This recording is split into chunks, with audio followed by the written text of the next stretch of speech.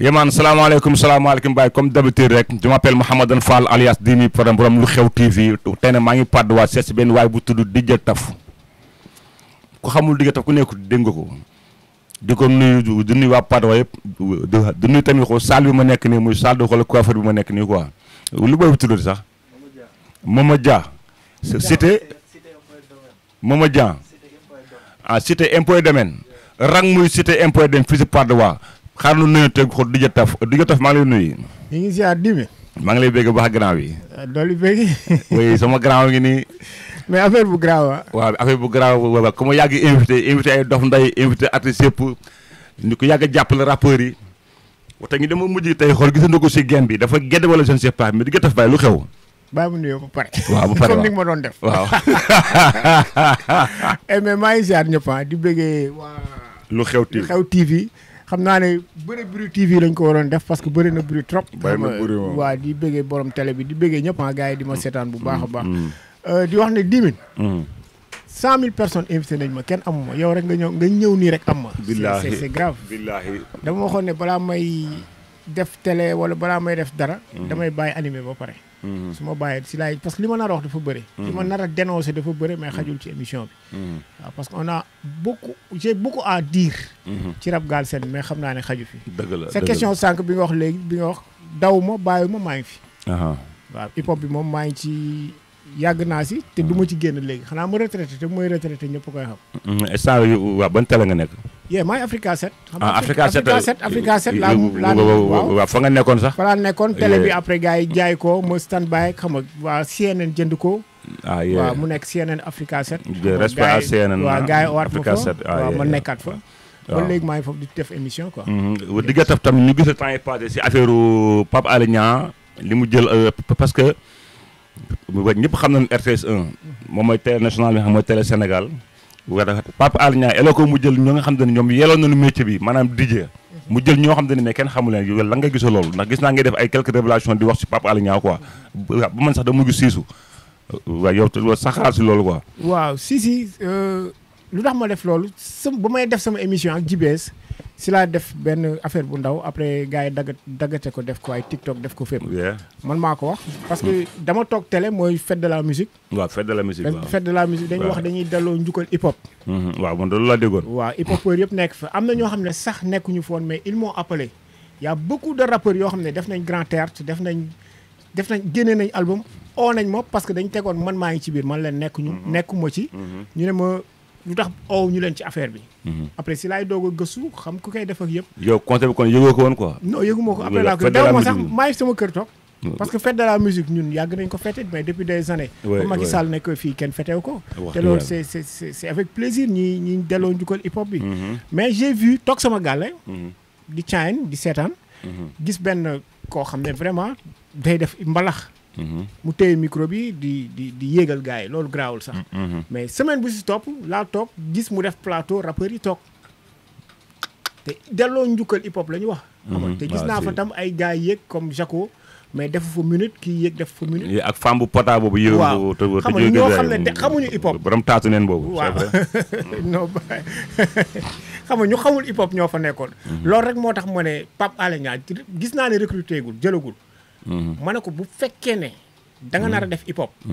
jëloo ñoo xam ne xam nañ hip hop. dëgg la jaru nga koy def. dëgg la man kaasuma pour man. Pape Sidi Fall a ngi fi. Talla ngi fi Jaco ngi fi. wallaay Baara ngi fi. waaw am na ñoo xam ne ñoo booy def ci nekk ci site yi. te DJ Tafam fii. non man pour wax la rek dama koy yaatal. non dafa leer dafa noonu li nga wax parce que man dafa leer. déposé. pour nekk RTS. jamonoy Macky Sall la. balaa Macky Sall di nekk président dama yàgg déposé. RTS pour nekk RTS. ñu bañ. gars yi di sànni sama kayit ku weddi na laaj Bamba te mu nekk RTS 2. dëgg la dëgg la dem na ma ba boole directrice bi ma nar ko gis mais ay blocage am si. man dama yàgg di dox loo xam ne jaaruma ci kenn pour yëkkati hip hop bi moo tax may déposer pour nekk foofu. comprendre nga. buñ ma ooyee baax na buñ ma ooyee keneen mais nañ fa teg koo xam ne dafa xam rap. mun poser question rap. xam lan mooy hip hop. nañ ko teg foofu mu représenter hip hop bu baax mais bu ñu fa teg koo xam ne xamul hip hop. loolu rek moo tax ma waxee noonu mais du dara. waaw tey la ngay constaté Pape Alé Niang quoi ak décision bu mu jël nii ak télé bi nga xam ne moom moo ko yor jiite ko en tant que Pape Alé Niang di directeur RTS tey loo koy conseillé moom quoi moom loo koy wax. pour mu dégg ko mais bu naree def hip hop. bu naree def hip hop na jël animateur hip hop. na jël animateur hip hop mu teg ko foofu. loolu rek laa koy conseillé di ko féliciter di ko encourager ci lu mu nekk. parce que kenn xalaatul woon mu nekk fa. yàlla teg na ko fa yàlla mooy teg ku mu neex fu mu neex. fu mu neex. yàlla mun nga ko bëgg te doo ko nekk yàlla teg na ko fa kon na xool nu mu nar a defee rek na fa teg. dëgg la waa ki ko nar a def. ki ko nar a def foofu pour man loolu laay wax moom bala xuma def parce que hip hop laa nekk. xam nga kon boog ku mu fay teg na fa teg koo xam ne hip hop. c'est ça. waaw si hip hop na la amee waa ku xam Dj Taf Bam maanaam xam ko si hip hop. yàgg a teewal hip hop quoi et puis li tamit man dama si d'accord quoi ndax mënu ma gëm benn nit boo xam te ni nga nekk Sénégal ba pare yow pour doxal marché Sénégal da nga war a jël ñi nga xam te ne ñoom ñoo ko yollool ñoom ñoo ko xam man d'accord ma si Pape Alé Niang li mu def noonu je suis pas d'accord. je te dis la vérité quoi d'accord ma si tey wala suba wala gannaaw suba xam nga àdduna lu koy doxal mi ku si nekk nu jox ko li mu moom. mais tey doo teg doo bàyyi Dj Taf ay yeneen DJ yi fee di jël ñoo xam ne mais Sénégal yi xool xamuñu leen hip hop nañ wax quoi hip hop jox ko hip hopeur mbalax jox ko taasukat mbalax maan politique invité politicien sàcc nga xooli sàcc yi quoi konte li ngay kaas ni dafa am importance bàyyi Dj Taf bu mu fa jógee damay dem si temps yi dégg naa ni ñu danoon namee te Nick Doff ak si affaire yi ki tërbi quoi léegi moo ko yor quoi léegi la ngay conseillé Nick Doff quoi ci la non rapport yaa ngi soo commencé nag loolu démb la woon émission bi nomination bi démb la woon je sais pas demain xaw ma avant-hier xaw ma daal mais 2 jours après tey lañ def émission pour gars yi seetaan rek pour ñu mun a xam ne ci tàng-tàng bi lañ koy waxee man Nick Doff ba ma ko xamee yàgg na sama gaañ la bu mu nekkee prison defuma ay poste comme gars yi nu ñuy def dama bu ko yenn seytaane yi sax laay wax dëgg la comprendre defuñu ñuy def mais son manager yóbbante yi ma doon yóbbante Nick Doff yëpp moom mun na ko seede dëgg la deew ma fa mais dama ko doon yóbbante di soutenir Nick Doff moom xam na loolu bu baax maag Nick Doff on se connaît très très très bien comprendre nga jaar na sama émission depuis ba muy doog a door dëgg la man pour ma wax ne man ñi fi jaar ñëpp ba Tafa bi nga xam ne dañ ko génnee nekkoon Dabrens nekkoon foofu Tafa Dabrens ba ñuy répété seen Solange ngaay mexe lañ ma fekk ma yor boîte de nuit boîte bi nekkoon en face ñoom foofu lañ doon répété seen Solange ñoom ñu fekk ma man may animé nekk ci hip hop kon nga xam ne ñoom fii lañ ma fekk dëgg la dafa yàgg ok dëgg la maay félicité Nick Doff mais am na ñu ko gën a yelloo ba mais xëy na li mu doon xeex non même xeex déggoo am na loo xam ne boo ñëpp doon xeex Sénégal quoi déggoo mais Karim Xurum Xaax nañ ko jox waaw Karim Xurum Xaax nañ ko jox nañ ko jox ci paaram comme gars yi ne nañ gâteau la mais man tamit foofu war na ma jox te fekkee gâteau waaw mi ngi noonu mais dama la bëgg wax ne am na ñu fi nekk ay Aziz Coulibaly ñu ngi fi moo njëkk def émission hip hop à part kii nu mu tudd sax te mu nekkoon nu mu tudd Michael Souma Aziz Coulibaly moo njëkk def émission hip hop comme ni ngay déplacé woon nii di seeti nit yi mi ngi fi ba léegi nekk Sud FM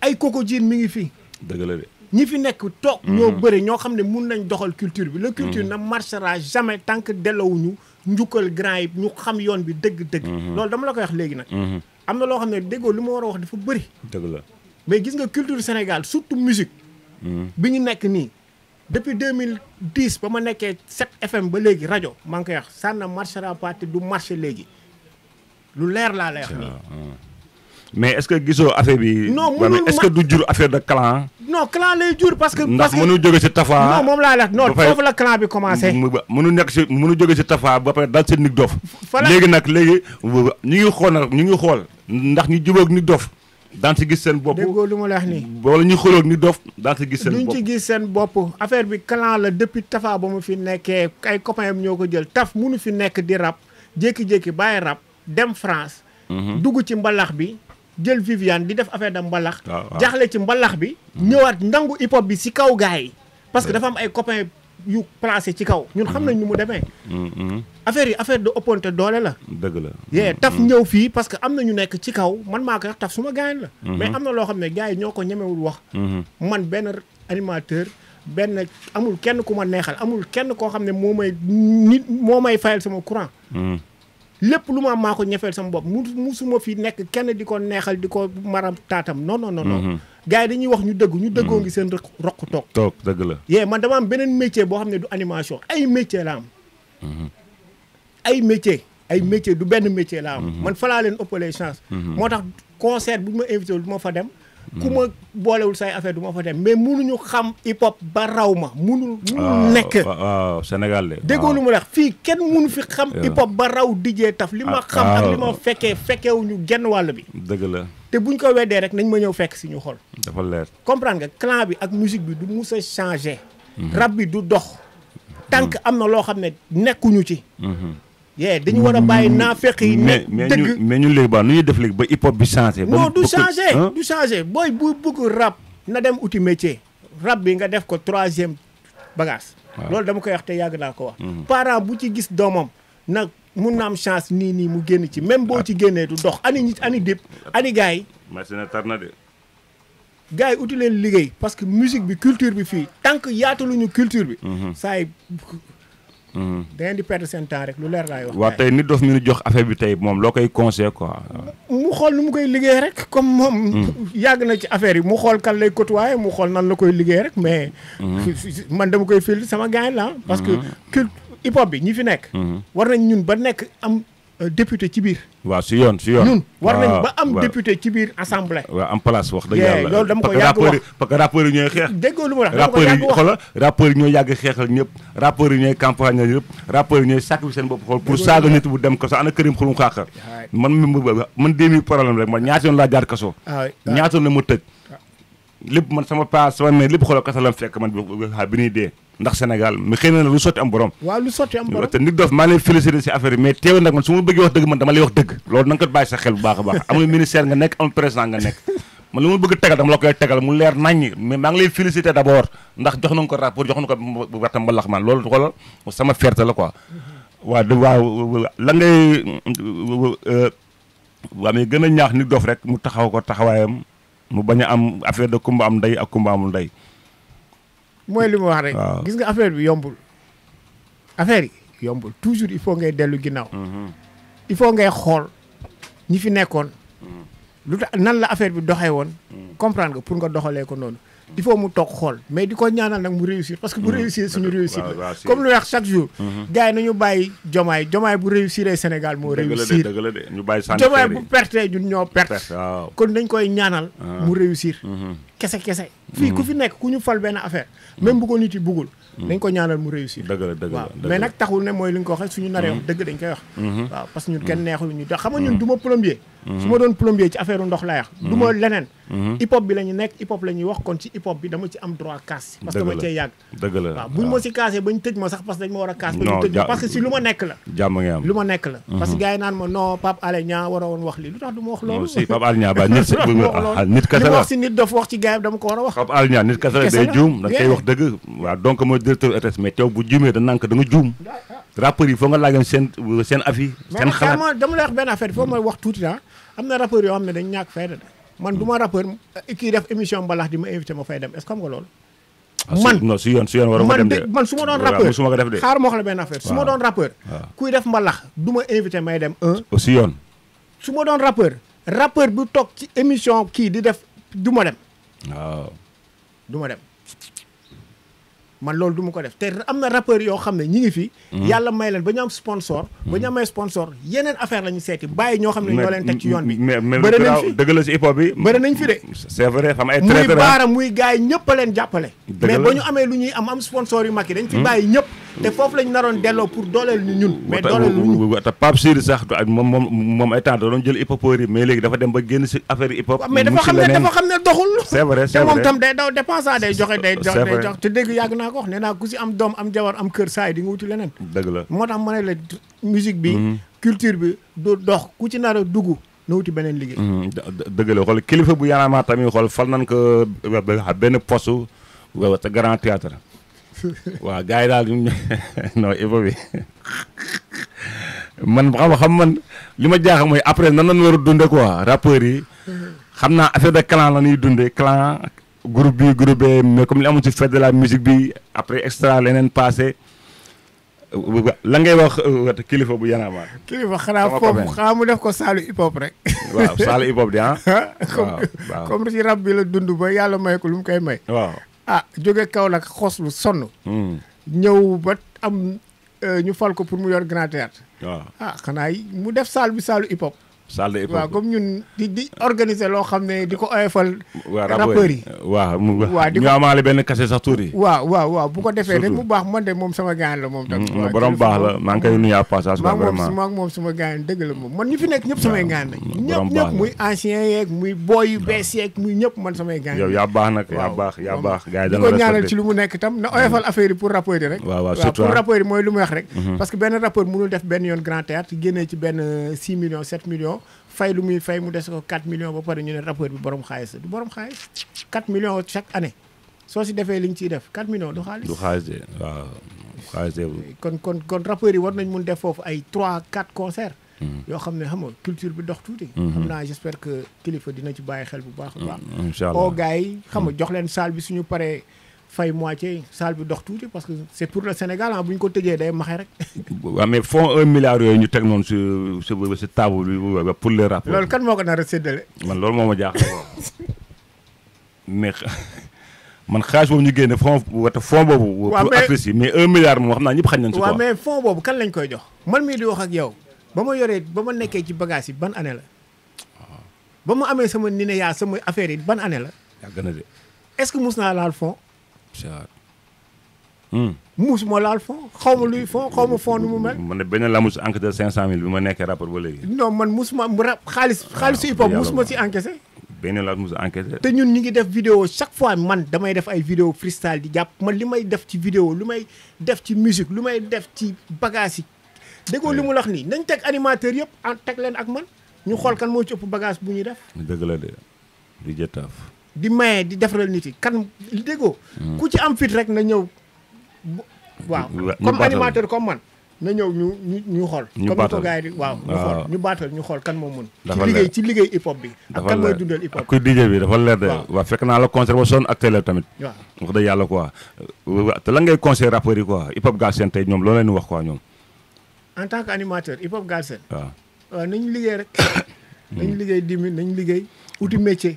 waaw surtout ba pare gis naa léegi animateur hip hop bi Sénégal ñu bëri daw noonu. dañuy daw. ba pare ñu war a fal mais comme ça kaak war leen jàppale dañuy mel ne ko ku leen gisul man affaire boobu moo ma. 10 000 ñi fi nekk ñëpp fi lañ ma fekk. animateurs yi fi nekk yëpp fi lañ ma fekk am ñoom dañ doon jaar sama gàlle am ñoo xam ne sama émission dañ ci ñëw photo yaa ngi fi. ñoom ñëpp nag koo ci lim nag laa wax. ñoom ñëpp te ñoom musuñu ma invité man yaa may doog invité. kenn ñemewu ma teg si plateau télé amul kenn koo ñeme teg te ñoom ñëpp jaar nañ sama émission te ñoom ñëpp fi lañ ma fekk ñu bëre maa leen conseillé. xoola dañuy dem bàyyi ma fi. man lii dama ko def métier dafa ma ko pour lekk xaalis wala pour nax gars yi wala pour lii. man damay maintenir góor da ngay maintenir benn bagage bi nga nekk. yee taxul am naa leneen mais fi ma nekk dama koy maintenir di ci nekk. du ma si saraxu kenn lépp li ma am ci musique à part sama grand frère Kama bi nga xam ne moo ma ci le premier DJ laa wax de. bu yéeg concert yor platine c'est mon grand frère nekk ci deuxième groupe de rap à part Mbacke Dioum. waa King and Cool maa koy wax fii gars yi di ko dégg.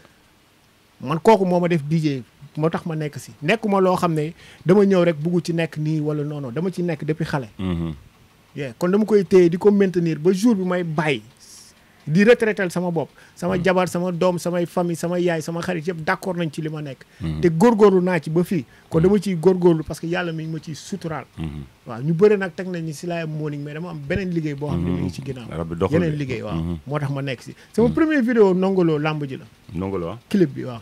nañ dem xool te waxuma la clip yi ma defar ay Fata Viviane ñun ba ñuy arrosé tali lu ñu def si clip ba ñuy dem xippi ba mu nekkee studio ñu fay tourner leçon de rap gars yi dañ ñu doon seetaan lu ñu def si vidéo ay man du yow ay tigurim bi lu ñu def ci vidéo ñun gars yi fii ñemewuñu ko def ñun ba ñuy yëkkati hip hop Galsen di def ay vidéo et kon bañ koy andi premier deuxième bi si laa liggéey ak ñu Aziz Coulibaly King Allen Coco Jean Nescafé saa yi li ma def ak li ma xam gars yi xamuñu ko sax parce que laajtewuñu pour ñoom man soo gisee may wax nii sax Aziz moo ne ma taf da nga war a di wax gars yi xam li nga def mais bu fekkoon man la damay noppi dëgg la affaire Aziz sama mentor te aussi sama son bi ma génnee clash animateur yëpp lu tax génnul Aziz Coulibaly moo ne boo ko génnee mais animateur yëpp laa clash. non parce que gis naa ne animateur yi am na si ñoo xam ne ay du ay animateur quoi ay turu animateur lañu quoi waaw parce que man loolu dafa ma jaaxal Sénégal da ngay nekk si dara yàgg si mën ko maîtriser ko ñoom ñu mel ne ko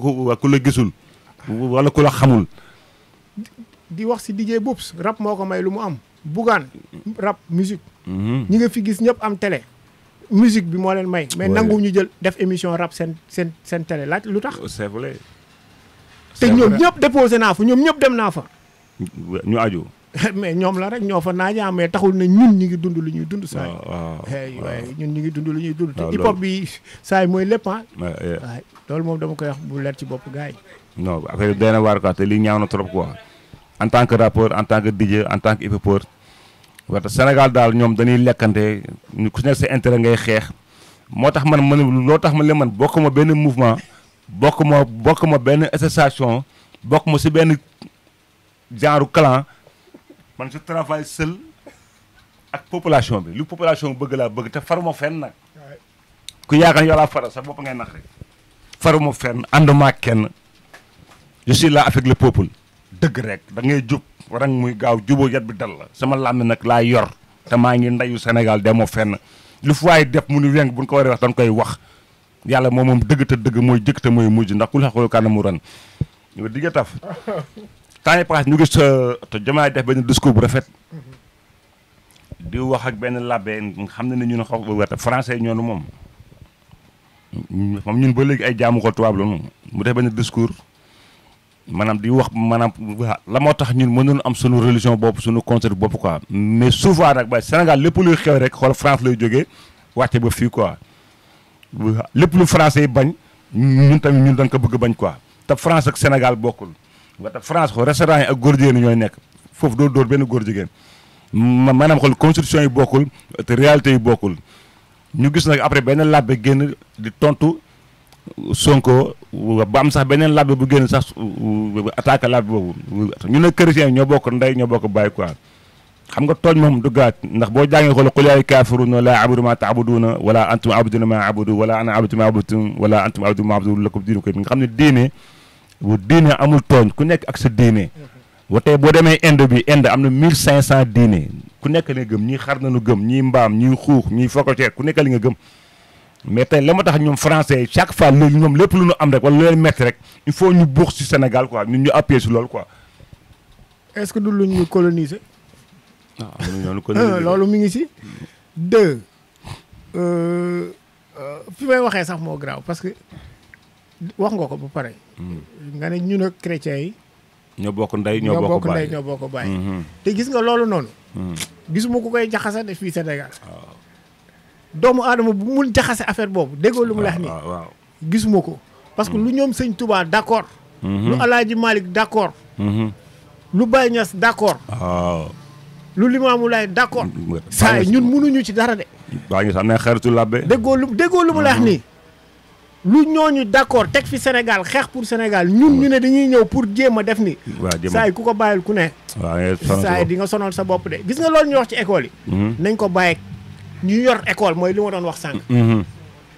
waaw mais est-ce que yoon ñu yor éducation non xaaral rek. même bu ko déggoo xaw ma Sonko moo ko wax xaw ma kat moo ko wax. non ñoom ay temps da nga koy imposé ñoom dañu woon ay temps ku mu doo jàng ci école léegi nag nañ ko bàyyi ak ñu yor école.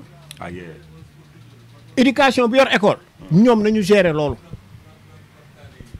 ñoom xam nañ Sénégal bu baax ñoom nañu gérer loolu ku nar a muuru ak ku narul muuru ñoom nañ ko gérer ñun dañu war a di maanu ci ay bagages ay xale nañ. ku bugg gudd fan. del maanu bàyyi wax. muy journaliste yi di bind. muy ñoo xam ne dañuy topp ci TikTok beeg di wax. ku bugg gudd fan. ci àdduna bi. del maanu ci yenn affaires yi. te balaa ngay wax yëngalal sa làmmiñ 7 fois nga doog a xool li ngay wax. saa yi wax naa ko ba sonn de nee naa leen tant que kaamin bi changé wul àdduna du changé ñun ñooy am bëgg-bëgg di ci yokk rek. lu leer laa la mais nag nañu maanu ci loolu bàyyi ko ñu yor éducation. ñoom ñu gérer loolu ku dul muuru kuy muuru ñoom dinañ ko xool. ci école bi mais catholique yi ñun a catholique yi ak musulman yi fii Sénégal ku si maanuwul dina am muy prêtre beeg muy imam ku ci wax da ngay am problème mais l'abbé boobu noonu xool li mu wax noonu message boobu xool France la jógee ñun di ko fii quoi mais nekkul fii la jógee maanaam message boobu dafa jógee si moom laa lay wax moom mii si boppam sax laa lay wax nii di jéem a wax am yow suñu doom yi ñu ngi ci école catholique yi sama doom day muuru man mais su demee ci école catholique ñu ne ko doo muuru loolu gars yi koy gérer du man maay kaas non du aw ma ci droit kaas loolu gars yi ñooy kaas gars yi yor éducation ñoo war a régler loolu imam bi lu mu prêtre bi lu mu wax loolu nañ ko bàyyeeg nu mu tudd éducation gars yi régler problème boobu waaw mais du ñun waaw gouvernement baa ngi fi lépp a ngi fi ñoom dinañ régler problème boobu école bu ubbee léegi gis nga loolu tendance buy jeex la léegi rek benn wax boo xam ne la mënuñu ko forcer Sénégal mënuñu forcer fii dara loo xam ne feneen la jógee ñun dafa am loo xam ne dañu am ay loi te loi yooyu moom la ñuy continuer il faut ñu respecter suñu loi yi waaw nu ñu respecter suñu bopp respecter suñu parents yi nañu respecter loi respecter président respecter lépp Sénégal day dem parce que loolu saa yi bu ci sax man moom waaw bu fa jógee dañuy dugg si ba gis naa ay opposition yoo xam ne ñu ngi jàpp maanaam ñu ngi jàpp suñu président bi di leen wax loolu neex quoi yenn yi mer la wala siisu la wala lan la quoi wa tey la ngay ñaax tey Diomaye ak Sonko tey non dafa teel man dama koy wax sama copain sax man yow xamoo ndax Sonko laa xamoo ndax du ma Sonko yow xam nga xamoo ko mais dañ leen war a bàyyi ñu liggéey dëgg la dafa teel gis nga man 1 mois boobu ñëw xaw ma 100 jours yooyu sax dafa teel gis nga gars yi 5 ans sax dafa ndaw nañ leen bàyyi ñu liggéey waaw su yoon de nañ leen bàyyi ñu liggéey quoi man waxuma Sonko de man Diomaye laay wax parce que man mooy sama président man Sonko sama président de waaw Diomaye mooy suñu président waaw man Diomaye mooy sama président mooy suñu président kay ma bëgg ko ma bañ ko mooy suñu président te maa ngi jéggalu waat sax le président Diomaye laa war a wax waruma jaar ci turam parce que loolu dama ko yàgg kaas monsieur le président monsieur le président Diomaye loolu laa war a wax xam nga di baaluwaat ci wax bi ma wax léegi monsieur le président Diomaye nañ ko bàyyi mu liggéey waaw il faut ñu am respect pour yeneen dëkk yi respecté wuñu respecté ñu mais ku ñu respecté wul rek ñun ñoo respecté wul suñu peuple moo tax ñoom ñu ñuy ñàkkal fayda moo tax chaque fois des fois ngay gis genre affaire yooyu ñoom dañoo respecté seen waa dëkk il faut ñu delloo ñun dañu respecté woon le président Abdou Diouf respecté woon le président Ablaye Wade respecté woon le président Macky Sall comprendre nga foofu la affaire yi commencé yàqu mais il faut ñuy respecté suñu kilifa yi dañuy respecté suñu kilifa yi da ngay gudd fan dëgg la de da ngay gudd fan da ngay am jàmm billaahi waaw leen nga il faut ñu respecté gars yi quoi mais kuy kaas na kaas mais na kaas nag na ko teg ci yoon quoi surtout na ko teg ci yoon nañ bàyyi gars yi ñu job nañ bàyyi gars yi ñu job yàlla na leen yàlla jàppale quoi vraiment na suñu réussir rek suñu réussir gis naa monsieur le président Bassirou Diomaye Faye bi mu faloo ba léegi te Bougane mu ngi kaas rek moom lan mooy problème moom Bougane buggee nekk président wala député wala ministre wala yooyu xam nga na ko wax gars yi. non da léegi yéen xam nga yéen dafa ñaaw quoi yow mënoo topp si nit. man Bougane fekk naa ko shop musique am Ndar. Saint-Louis ah. waaw.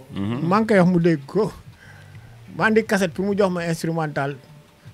waaw pour ay groupe de rap Chimère maa ngi lay bëggee bu baax a baax. kon xam naa li may wax.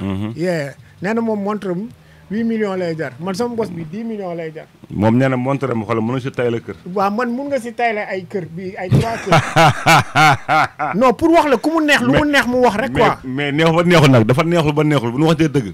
no Bougane ko am problème la. non ku mu neex déggoo lu mu neex. billaahi wallaahi xam nga mooy problème mooy lu may wax chaque fois booy wax na nga xam lay wax. ñun dañoo xiif soxlawuñu nit bu takk 8 millions. billaahi wallaahi waaw. est-ce que moom mi ngi naan dem na dëkk yëpp est-ce que xam na gars yi li ñuy dund. billaahi wallaahi. yow nit bul toog këram di la seetaan xiif ci reer. takk sa montre lu ma leex nii def ak cere ak soow di la seetaan bëgg la. nga koy wax ne dama takk montre 8 millions. man est-ce que gars yi ñu ngi brand fi ñuy waxee moo tax ma ne ko Bougane man 10 millions laa takk dama siy tay la dama siy ay kër. tay la ay kër. loolu mooy bu ko dagg tegal leen ma ko. dañuy bëgg nekk kilifa ba pare xamuñu nu ñuy waxee. oui seen communication. non dafa des. billaahi et puis yi muy wax dafa ñaaw quoi. est-ce que xam nga ne dama ko doon suivre ba ma gisee loolu laa zappé dem feneen. non li muy wax dafa ñaaw. boobu léegi moom da ngay dégg muy wax ay wax yu ñaaw. non bu ko neexee mu opposé mais opposé yoon quoi positivement. teg ko si yoon. boo bëggee yar xale yi yow. waaw opposé positivement xale yi topp la. non moom nag moom ba jabar ji deew ba léegi ba dafa xaw a dof quoi. wala dafa bëgg opposé comme Sonko nu mu doon opposé munul nekk Sonko loolu yàllaa ko may. du ñëpp la koy may de. waaw. du ñëpp la koy may de. waaw kàddu yi rafet na trop vraiment. kàddu yi rafet na trop. dal na tamit diggante ba la ngay daaneel leen. di la remercier yow. waaw di kontaan parce que il fallait ñu bëri nag dañ ne ma ba ñu gisee vidéo bi nga kaas noonu dañ naan ma xanaa 10 000 sa gars la di ma ne leen 10 000 ba mu koy def yëgu ma ko. yàgg billahi man dama gis vidéo bi nii rek. yëgu ma ko de li Pape Alé di wax rek ma ni parce que loolu mooy dëgg watee di nga tax bu kaasee loo xam ne ko du yoon mais képp kuy artiste da nga war a jóg kaas ndax mbooloo mooy doole yee boo jàppee benn sàkk yi jóg boo jàppee benn politicien yi jóg bu jàppee benn rappeur yenn rappeurs yi jóg ñi tamit nan il faut ñu solidarité. on a le téléphone. waaw boo nga ma téléphone. dama koy wax fii. waaw dama nekkoon ci 14 groupes de rap. 14 groupes WhatsApp hip hop. waaw ñëpp laa génn nga génn si groupe xam naa ma génn wax nga ma ko. kenn ba ma dugalee vidéo boobu bi nga wax kenn faalewu ma ñoo xam ne. sama statut nekkuñu ci rap ñoo ma doon faale. ma gis ne groupe rap yi du ñu soutenir mooy lu ma wax rek. du dox ma génn ci groupe bëggatuma bokk ci benn groupe rap. mooy lu ma wax rek dama ci bëggoon bokk nii pour yenn affaires yeeg yooyu. mais maa bëggatul bokk ci benn groupe rap. te xoola bu ma ku ma ci dugal ma génn ci. jeex na à partir de jour boobu. dootu parce que mënuñu soutenir. mais kenn wax nice na sax wala taf dëgg la si mais ñeneen ñoo la koy wax ñoo xam ne bokkuñ. xamuñu sax luy rap dan la sore te loolu dégg-dégg la rek dégg-dégg da ngay dégg lu xam kii lu mu wax dëgg la wala du dëgg. mais nay ma taf waxoo dëgg wala taf nice wala li au moins sax. di la remercier. di la bëggee tamit. di bëggee ñoo xam ne ñi ngi may suivre. di bëggee sama famille. sama jabar samay doom. yaay boobu ñu ngi koy waaw di bëggee Jean fii laay woto. waaw Jean ñu ngi lay bëggee di ko ñaana yàlla. fii atelier coiffure bi laay woto. ñaana yàlla barkeel liggéey bi baax. domaine fii samay gaañ nañ Padois Grand Médine Grand Yoff ñëpp sumay gaañ nañ parce que man secteur bi fii laa juddoo fii laa dëkk. dëgg la moo tax fu ma neex laay dugg. di la remercier bu baax a baax. ci fekk si bi nga ma fekk si. pour une première heureusement avant may retraité. sax am na ku ma invité ñëw. non mais dafa naaj. non gars yi dañ la soxla. non dafa naaj gars yi dañoo soxla sa xam-xam. mais Sénégal na ko dañuy bàyyi ba nga dee. ba nga dee ñu naan may njëkk dee nag. amiin dañuy bàyyi ba nga dee ñu ni saa di amoon na fi njëriñ amoon na fi chance amul chance benn affaire bés bu ma dee ku tudd sama tur dee. ku li nëf si saa yi xasul moo di. bés bu ma dee li nga nar a def defoo ko. bés boo tuddee sama tur ci ay télé wala wax dijee tax dafa naay sax da ngay dee. billaahi soxlawu ma ko. mais kon nag lépp na nga teg si yoon. ñu waxante dëgg jàppalante waa dijee taf moom mu ngi nii billaahi bàyyi grand bu baax ñu ko yàgg nu man boog man daf ma yàgg dimbale di ma invité. di ma teg si ay plateau muy man muy dof ndey muy ñi ma xam muy ñeneen ak ñeneen ba pare xam si hip hop lu bare Baye Fall nan delloo buum nan delloo xol buum xol songoy ngay ba quoi ku nekk la nga ko jox lu moom quoi waaw looy tàggatoo gars yi kontaan rek di bëggee di la encouragé ci li nga nekk day yokk rek continuer ci nekk si xoolal ñu mel ni man nga leen di jëli ñiy wax seen xam-xam seen xalaat ci bagage yi quoi vraiment di bëgg sa caméraman bi di bëgg télé bi di bëgg lépp di xaar émission bi nag incha allah dama pour seetaan sama bopp non rang muy gaaw léegi la incha allah Bamba Clarman Symbiose Sène yaaga faama rang muy lu xew TV ak Dj Taf beneen game la